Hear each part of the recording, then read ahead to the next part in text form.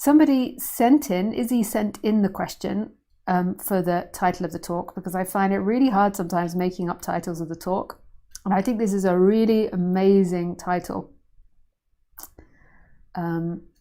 Yeah, so if you're in the Telegram group, then you can send a title for next week. And the title is Who or What Collects and Interprets Thoughts? What a beautiful title. Like somebody that's not into non-duality, they'd be like, you what, love? What is that type of title? You can imagine like that YouTube just recommends this video sometimes to people randomly. And yeah, it comes up. Who or what collects and interprets thoughts? What is the people that maybe they click on the video just because they're interested in that.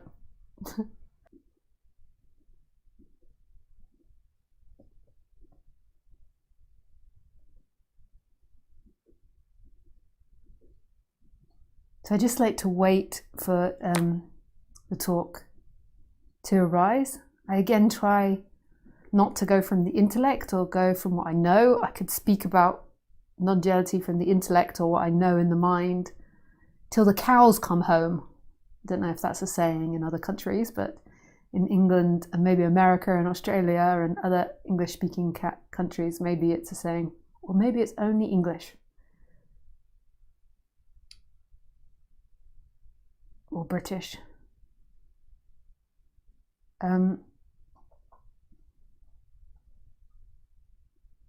Yeah, I try to let the talks come spontaneously. So I try not to think about it, and I feel my heart and put my attention there and wait for energy to move me from that place, which feels very close to the infinite. Like obviously this is a human body speaking, but that feels really like the meeting place between the infinite and the human. So in the heart center. So you could say in what Nisargadatta Maharaj would say, the I am.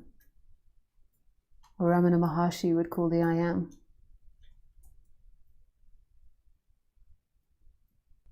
And that's a practice that everyone can do. It's a practice that I did, and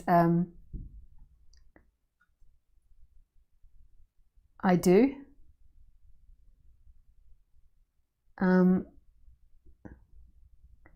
Like of waiting to act from that place. When I first practiced it, I remember like no action coming for hours. I'd be sitting there waiting for an urge to come from a feeling in the heart.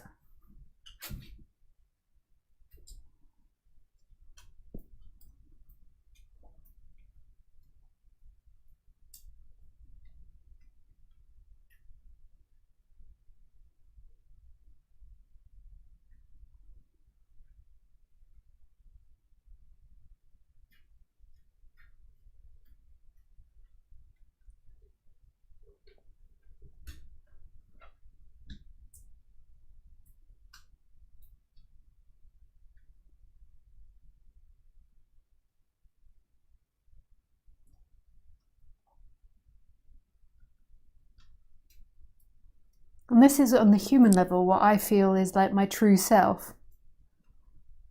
And sometimes I go into old seeking patterns where I jump out of that place and I go more into a mental conceptualization to images or stories. But I feel like this is my most true self on the human level and like the absolute. It's like where they meet. Nisargadatta Maharaj says, to know myself as nothing is wisdom. To know myself as everything is love. And in between, my life unfolds. And I kind of feel like the I am is that in between. The feeling of the I am in the physical body.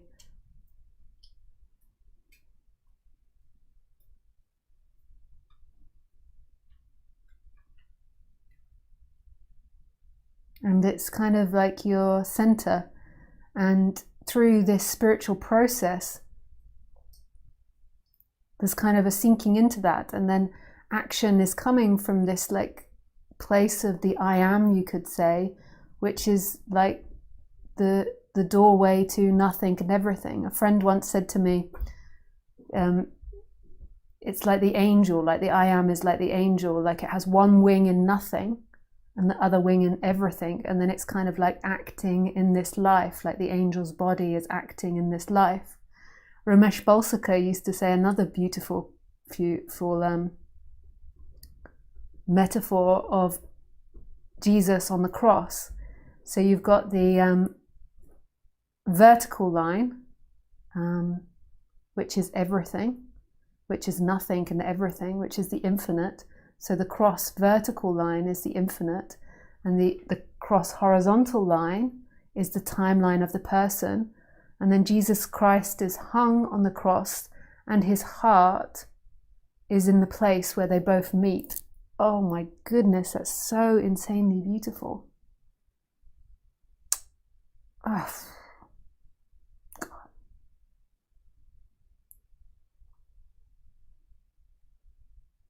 Yeah. I mean, what beauty.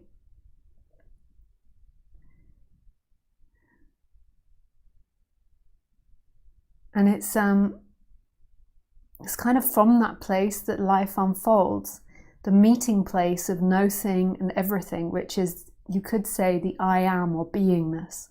And from my understanding, Ramana Maharshi would say that's in the heart chakra. I mean, he would say, I think the left or the right side of the heart was his precise words, but because of my dyslexia, I can't tell you that. But he means here, right in the center. I don't know where my heart physically is. Is it there or there? I can't ever remember. Even if you tell me now and write me a message and be like, Lisa, it's on the left. Tomorrow I will forget. It's the beauty and the gift of dyslexia. It's here. No, it's here. It's here. It's here. It's here. It's here. Anyway, where he means is the heart chakra, right there. Right there.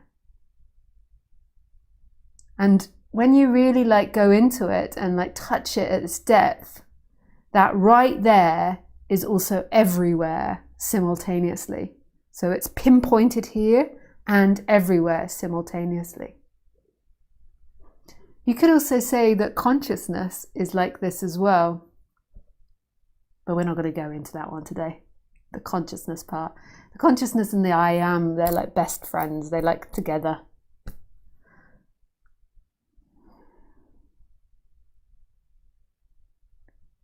Yeah. So it's from this place life unfolds, where the horizontal and the vertical of the cross meet. Bum, bum, bum. What happens when you often get into this subject is you start off being mostly in the mind and mostly lost in emotions. And they kind of are like your virtual reality. So you're living in a thought of you and the feeling of you. And it kind of like happens up here. And you're just seeing yourself as something which you feel like you should be or shouldn't be, and what other people should be and shouldn't be. And then as this process unfolds, there's all these like separation from thoughts and seeing thoughts and moving to consciousness. Eventually there is the sinking into the heart, and then there is action from the heart. And that's like no place and all places. And it's empty and full simultaneously. And it's not any longer somebody's experience, it's nobody's experience, it's experiencing happening, but it's not belonging to anyone.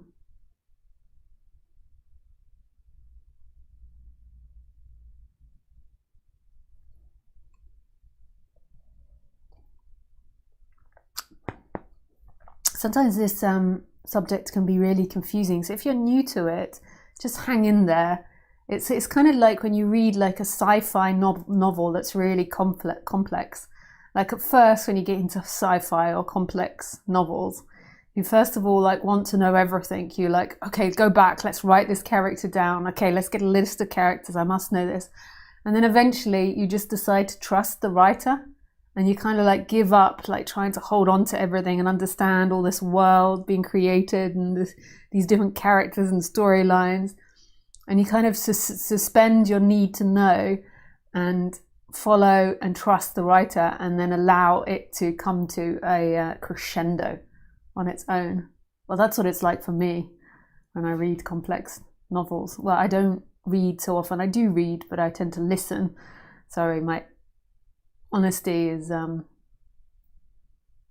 wanting to stick its little face out. You can't say you read. People will get the wrong impression. Yeah, listen, you lazy bugger.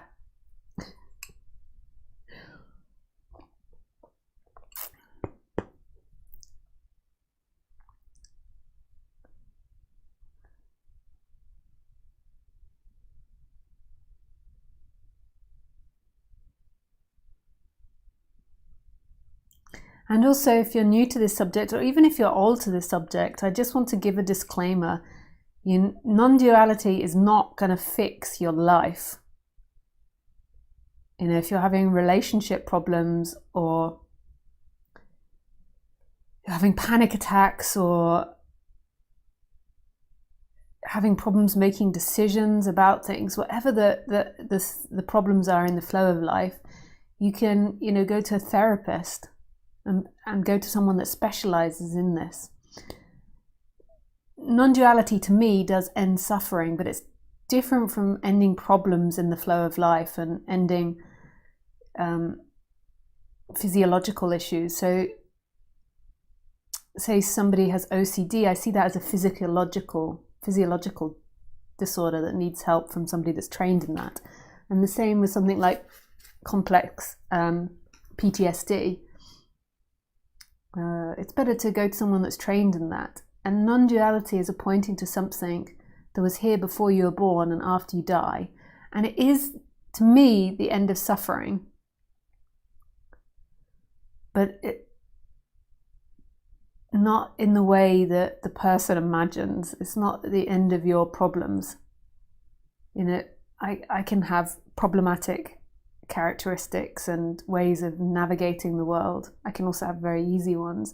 And I would say that Lisa's become more ghost-like, and then sometimes there's old seeking patterns or stories that arise, but they kind of become more ghost-like, but it doesn't fix your life. So my disclaimer is, you know, make sure that you go to a specialist if you've got these types of issues. You know, if you can't make choices, or if you constantly arguing with people or hating your work, rather than waiting for enlightenment or waiting for the energetic shift to happen, you can do things to help tidy up the person. Tony Parsons used to say, call it tidying up the cage.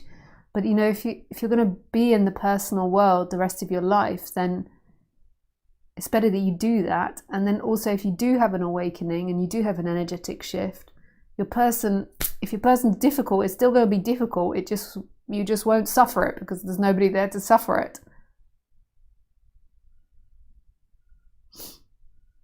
Like, for an example, at the moment, Khaleesi is having bottom issues. Sometimes when dogs are older, they get these problems in their bottoms, and the vet needs to go there and squeeze something to relieve a gland. It's disgusting.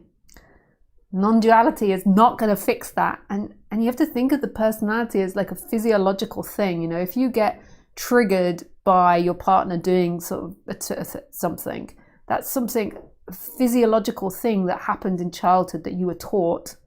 And it's no different really from the physiological thing that is happening in her butt, but that's just more, you could say, on the physical level. But conditioning and training in a way is a physical level. It's like growing neural pathways. It's not that different from having these butt conditions that a lot of domesticated dogs have.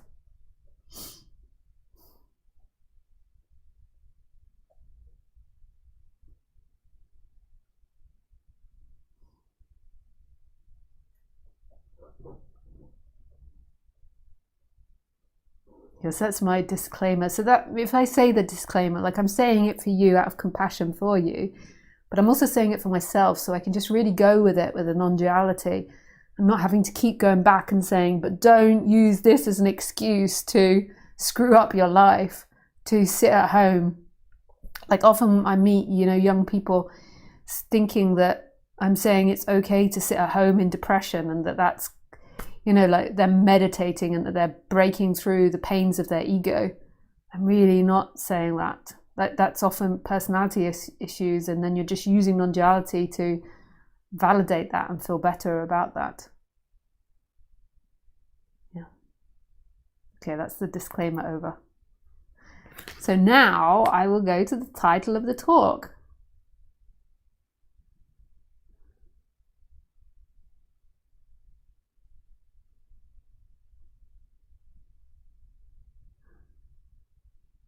Who or what collects and interprets thoughts and emotions? Like they're very, thoughts and emotions are really similar.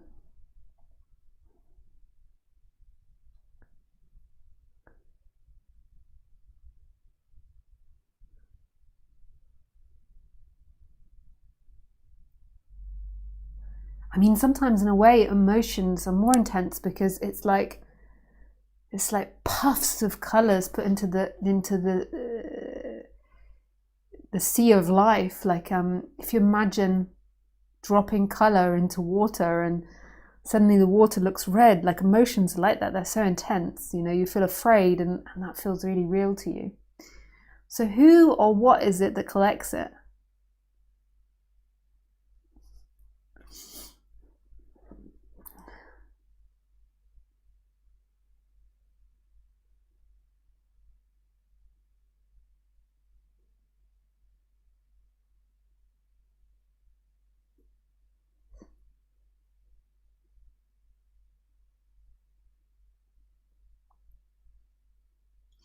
Have you ever had that experience when you wake up in the morning, or maybe when you're meditating or on some form of drugs, and you suddenly have to remember where you are and what you're doing and who you are? I mean, this happens to me just regularly during the day. What am I doing? I've walked up the stairs 3 times. Who am I? Where am I? And it also happens in the morning. You wake up and you're like, okay, where am I? I'm in bed. And then there's like a recalibration in the brain of what's happening.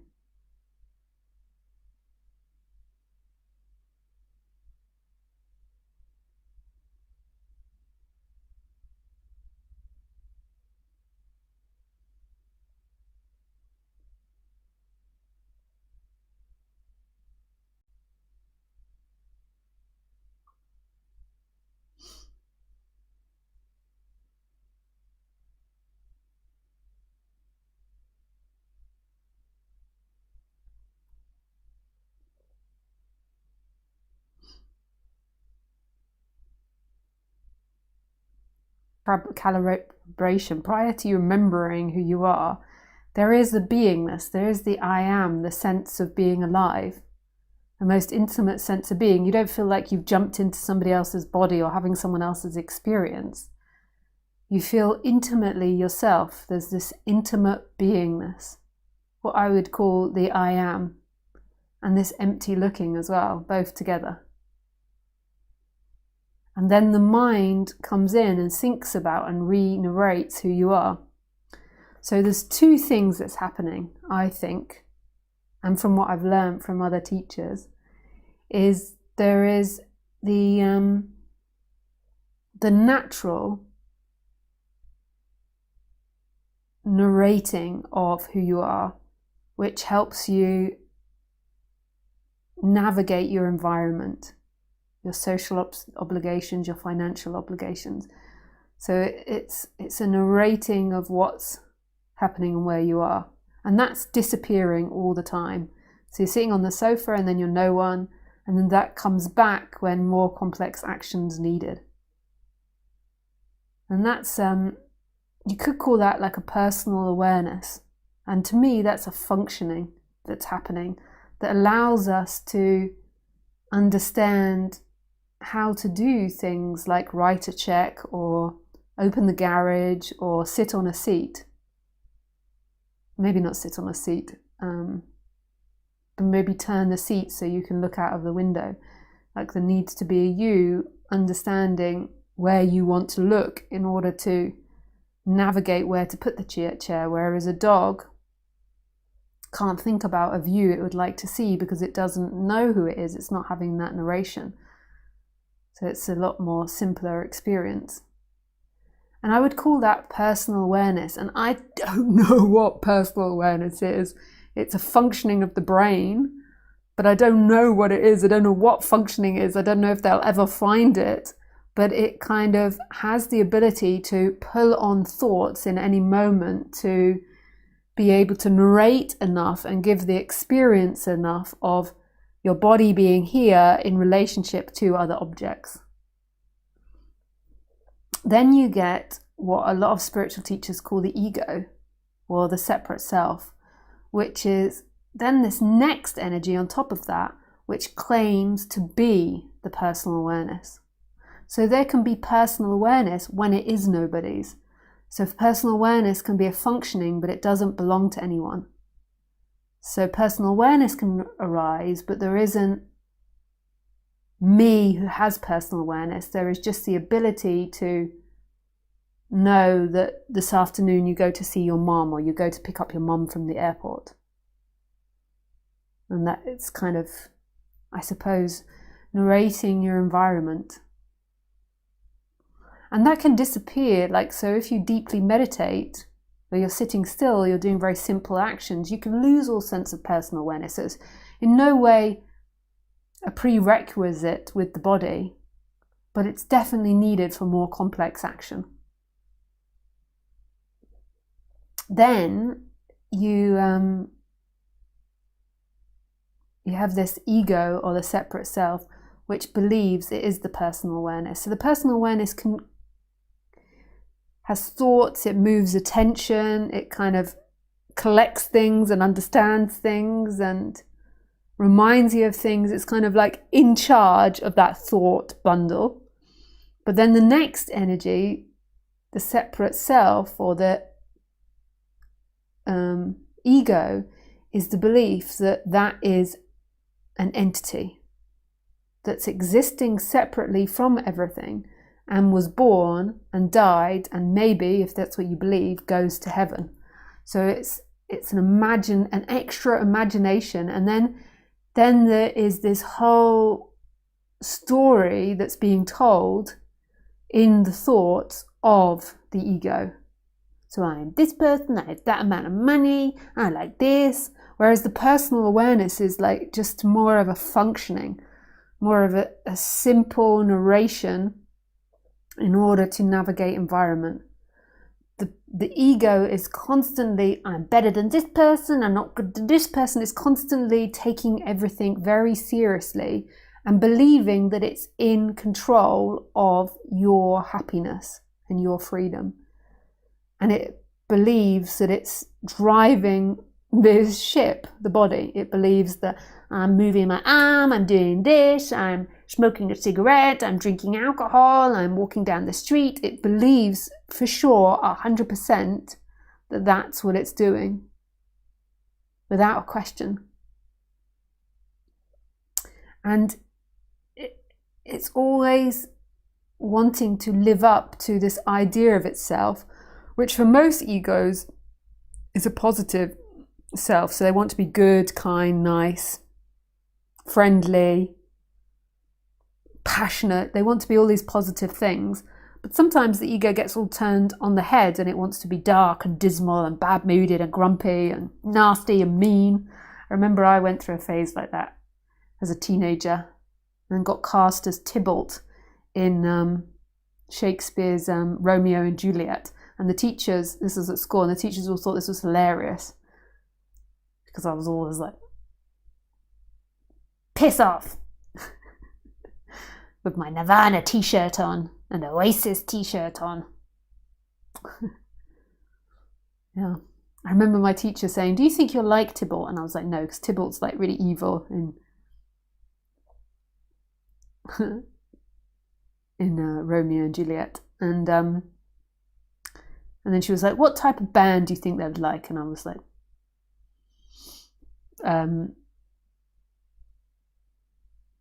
"Pulp," I think I said, or something like that. And then she's like, "Do you like pulp?" And I was like, "Yes." "What type of film?" "Pulp Fiction." "Do you like Pulp Fiction?" "Yes."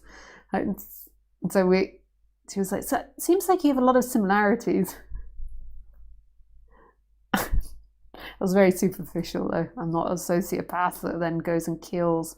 I can't remember who Tybalt kills. And then I got killed.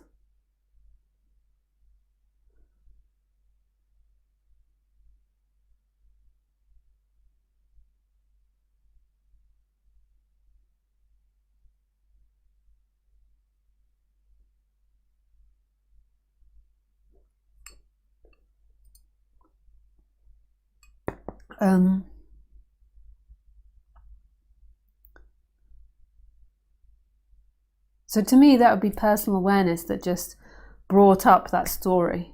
So there's memory, and then personal awareness fits it into the Lisa character. The ego, though, is always trying to be something, and it's always holding an image in its mind of what it's trying to be. And it's always kind of looking at itself once removed. It's super interesting. So, and it kind of makes its life very complicated. So if it's out socially and people laugh and mock it, it can then spend months re-narrating inside of the head, like how you put everyone down and what assholes people are and why they're bad, or narrating like how to fix it, re-going over the situation, because the ego feels threatened.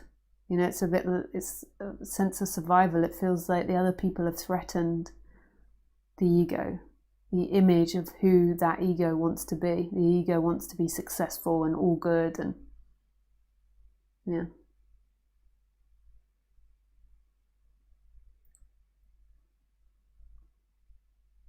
And what happens in non-duality is a de-picking, an unpicking of that.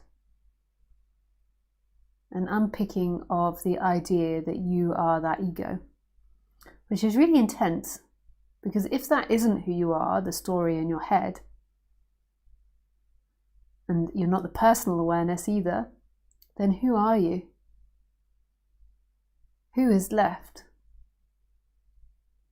If you forget everything about yourself and you stop, there's a stopping of the story, what else could you possibly be?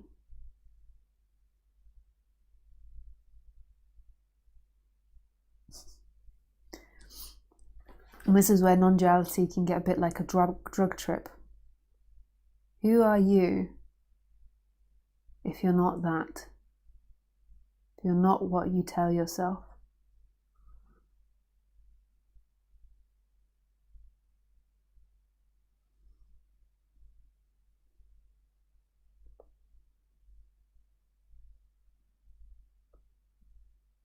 Who are you? And this is where seeking comes from. And what teachers mean by seeking is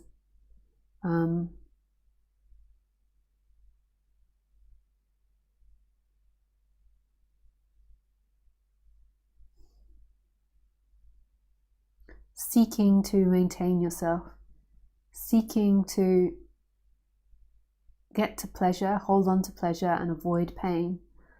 And that's all in the realm of this narration, this story, which can be really complicated.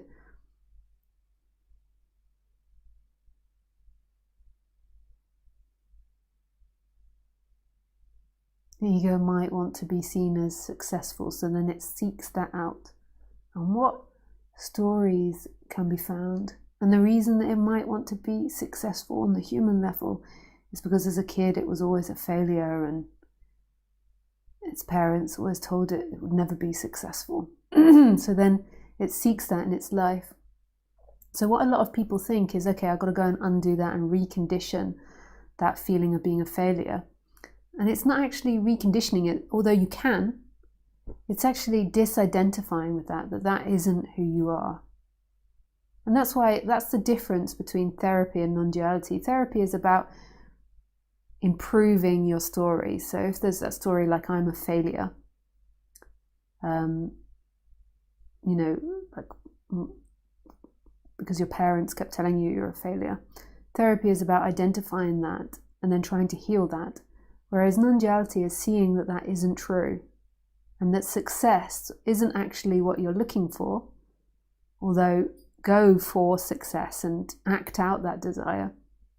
What you're truly looking for is presence, is I am and beingness, and coming back to that and acting from that place, acting from your authentic self, which is right in between nothing and everything. You could say the I am, acting from that place of I am. And that also then might be to want to be successful, but it's not trying to be successful to fulfill itself. It's at home.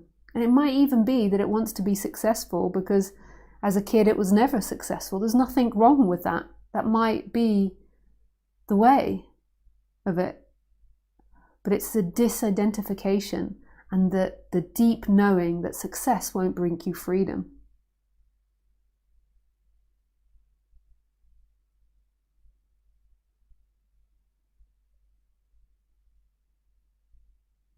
Like as a kid, just as an example, as a kid, I was like the ultimate failure. I had severe dyslexia. I was put down a year. And even in putting down a year, so even though I was a year older than all my classmates, I still was the bottom and the failure. Absolute failure. I was sent out of the class a lot to go to either one-on-one classes or just to study by myself because I couldn't keep up with my classmates. I was like the ultimate failure for 15 years or whatever it was. There was nothing I succeeded in school.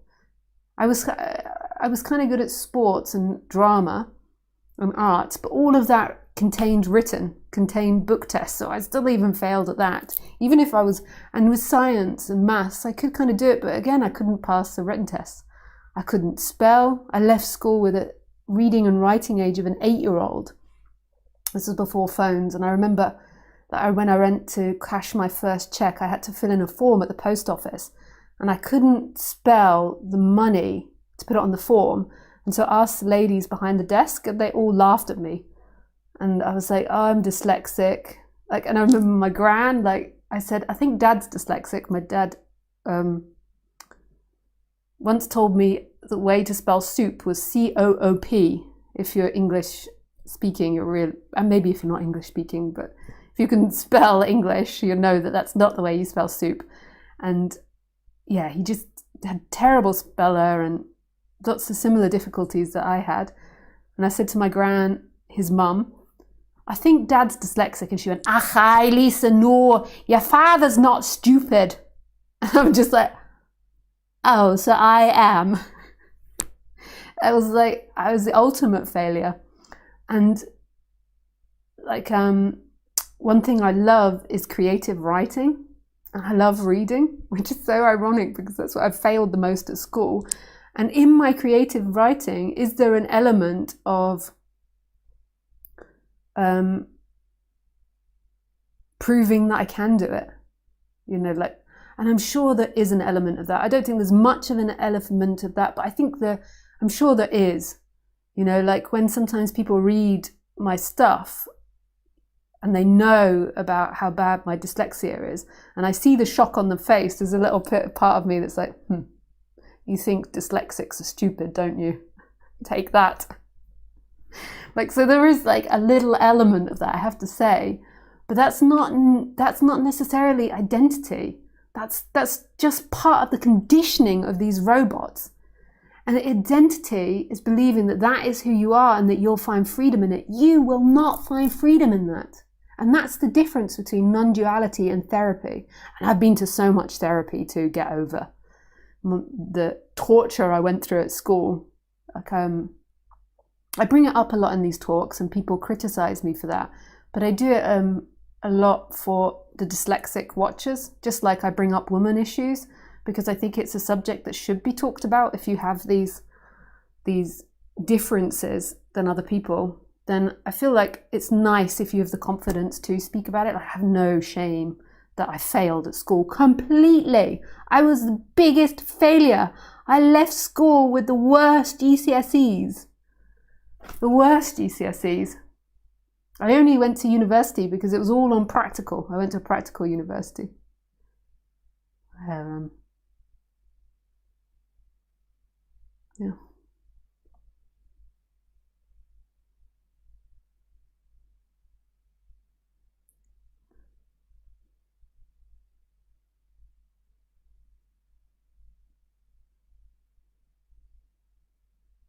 And you can't understand, how under-talked about dyslexia is, and how they think in prisons that at least 33% in prisons are dyslexic.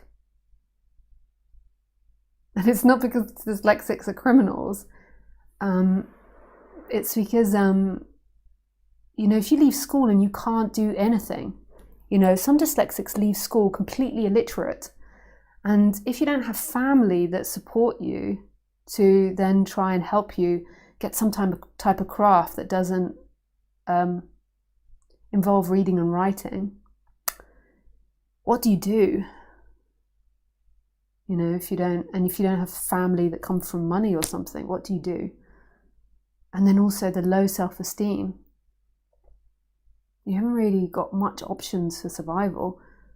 So, criminality is often a way that goes, and that's what they reckon it is currently. But most of the people that are dyslexic are also not diagnosed. And I know I said this before, so to regular people, they're like, oh, for fuck's sake, Lisa, get over this. But I think it's so important to speak about. Who do you know that speaks about this? Yeah.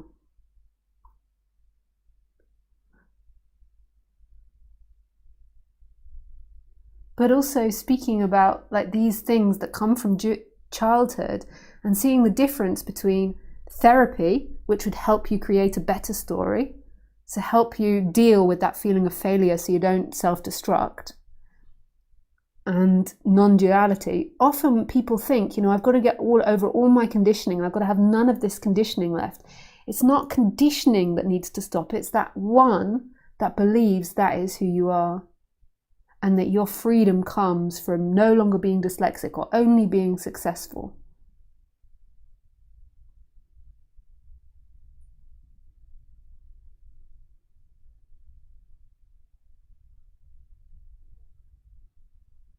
I hope that makes that clarity and helps with the answering the question.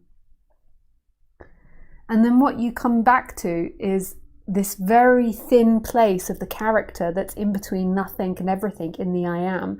And then the character is very thin. It's like the authentic character, whatever that is in a way.